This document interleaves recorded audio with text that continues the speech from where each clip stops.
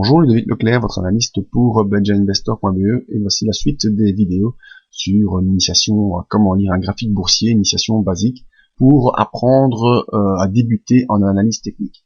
Alors après une petite série de vidéos que vous pouvez déjà retrouver en partie sur le blog comprendre et apprendre la bourse par l'analyse technique, eh bien la vidéo d'aujourd'hui portera sur les moyennes mobiles. Alors les moyennes mobiles, qu'est-ce que c'est? C'est une moyenne des séances précédentes. Donc c'est une ligne qui reprend une moyenne des séances précédentes. Une moyenne mobile 20 périodes. On reprend les cours des 20 périodes précédentes. On fait une moyenne de la clôture de ces cours et on trace un point. Le lendemain, on reprend les 20 périodes précédentes. Donc c'est les mêmes périodes mais avec un décalage de une séance. Ça nous donne une nouvelle moyenne. On retrace un point et ainsi de suite. La série de ces points reliés donneront bien sûr une ligne qui représenteront notre moyenne mobile. Alors il y a des moyennes mobiles 20 périodes, 50 périodes, 100 périodes, 200 périodes, toutes les périodes qu'on veut en fonction de la tendance qu'on veut essayer d'identifier. Donc comme je viens de le dire, la moyenne mobile donne une idée de la tendance. Donner des tendances court terme pour des moyennes mobiles 7 périodes, 20 périodes, des tendances moyen terme pour des moyennes mobiles 50 périodes, 100 périodes et des moyennes long terme pour des moyennes mobiles sur 200 périodes. Alors, on peut montrer des inversions de tendance. Donc, les moyennes mobiles peuvent vous servir à voir lorsque le cours entre en inversion de tendance. Sur une inversion de tendance court terme pour une moyenne mobile court terme et une inversion de tendance long terme sur les moyennes mobiles long terme. Les moyennes mobiles peuvent également jouer le rôle de support ou résistance.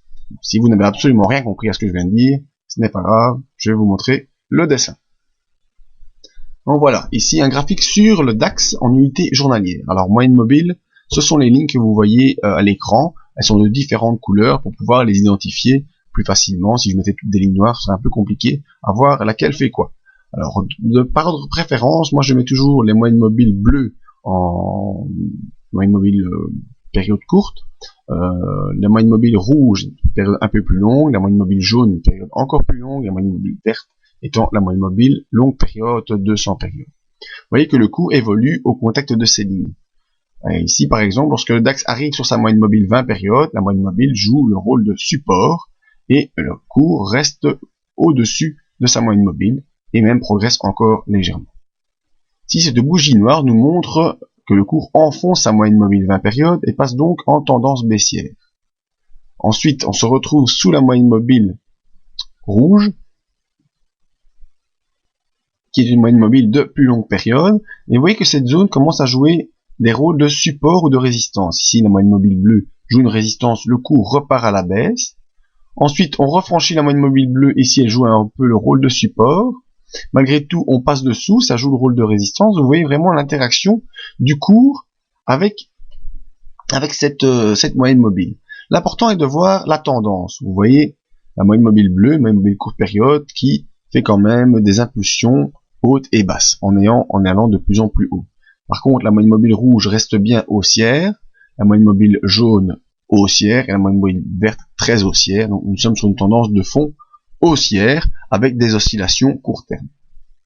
Ici, on a un danger qui est venu se présenter pour la tendance qui était long terme, c'est-à-dire une tendance haussière. En effet, vous voyez, le cours s'enfonce sous sa moyenne mobile bleue, donc on a une tendance court terme qui s'inverse. On vient faire un rebond sur la moyenne mobile plus longue période. Rebond qui est bloqué toujours par la moyenne mobile bleue qui renvoie le cours jusqu'à la moyenne mobile jaune, une moyenne mobile qui est déjà une moyenne période. Cette moyenne mobile permet de supporter le cours et renvoie le cours vers sa moyenne mobile bleue qui résiste toujours. C'est une résistance dynamique, donc une résistance qui bouge et renvoie le cours là au plus bas jusqu'à une zone proche de la moyenne mobile verte qui est la tendance de fond, la tendance longue période. Et là, on se posait la question, est-ce que le cours va changer sa tendance de fond, c'est-à-dire se retourner à la baisse pour une période plus longue? Eh bien non, parce que cette zone a permis un support qui a renvoyé de manière assez puissante le cours au-dessus de toutes ces moyennes mobiles.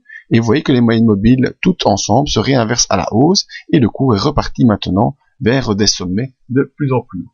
Donc, vous voyez le rôle que peuvent jouer ces moyennes mobiles tant en termes de support ou de résistance et nous permettent également de voir les tendances qui sont en cours tendance courte période ici haussière, tendance courte période baissière, nouvelle tendance courte période haussière, alors que la tendance de fond reste toujours bien haussière, sans vraiment d'inversion de tendance. Donc voilà à quoi peuvent servir les moyennes mobiles.